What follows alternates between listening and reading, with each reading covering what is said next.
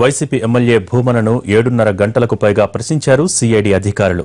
తుని ఘటనపై వరుస ప్రశ్నలతో ఉక్కిరిబిక్కిరి చేశారు. గతంలో 2 సార్లు విచారించిన సిఐడి మూడోసారి సుదీర్ఘంగా ప్రశ్నించింది. మరోవైపు ఆయనను అరెస్ట్ చేసే అవకాశాలు ఉన్నాయని వార్తలు రావడంతో సిఐడి కార్యాలయం ముందు వైసీపీ నేతలు ఆందోళనకు దిగటంతో కాసేపు ఉద్రిక్తత నెలకొంది.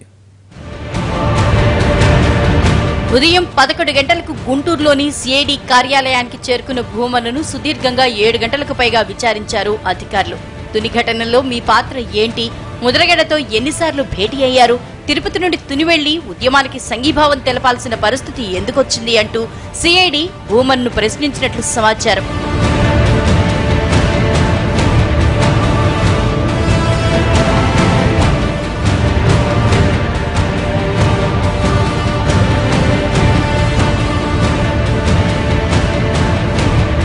సిఐడి కార్యాలయంలో విచారణ జరుగుతుండగానే భూమన్ను అరెస్ట్ చేశారంటూ రేగిన ప్రచారంతో వైసీపీ నేతలు ఆందోళన చెందారు.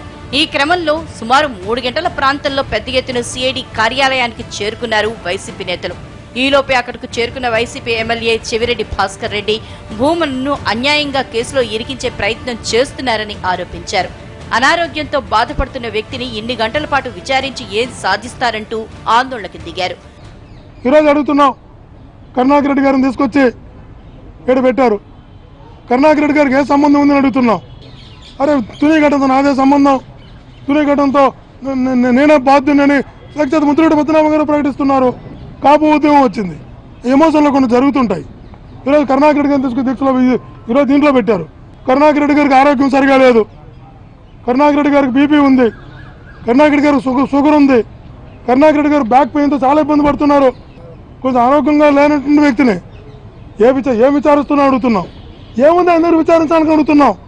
ఏదైనా మీరు ప్రశ్నలు విచారిస్తే మేము కూడా కాదను. ఊరికి అలా కూర్చోబెట్టి ఆయన మానసికంగా వేధించే ప్రయత్నం చేస్తారా?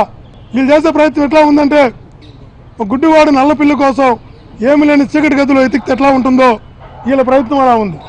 వైసీపీ కార్యకర్తల ఆందోళనతో అక్కడికి చేరుకున్న పోలీసులు వారిని బలవంతంగా అరెస్ట్ చేశారు. ఈ క్రమంలో సిఐడి కార్యాలయం వద్ద కాసేపు ఉద్రిక్త పరిస్థితులు నెలకొన్నాయి.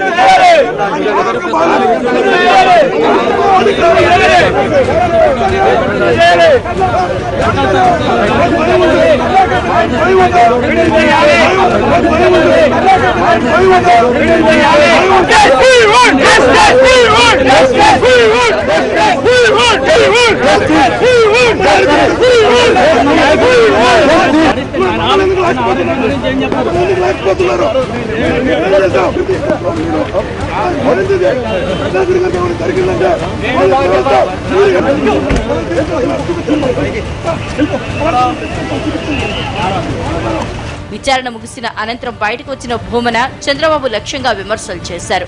తుని ఘటన జరిగిన గంటలోపే ఫలానా వారు నేరస్తులని చంద్రబాబు ప్రకటించారని, పోలీసులకు నిజంగా చిత్తశుద్ధి ఉంటే అతనికి నోటీసులు ఇచ్చి విచారణ చేయాలని చెప్పారు.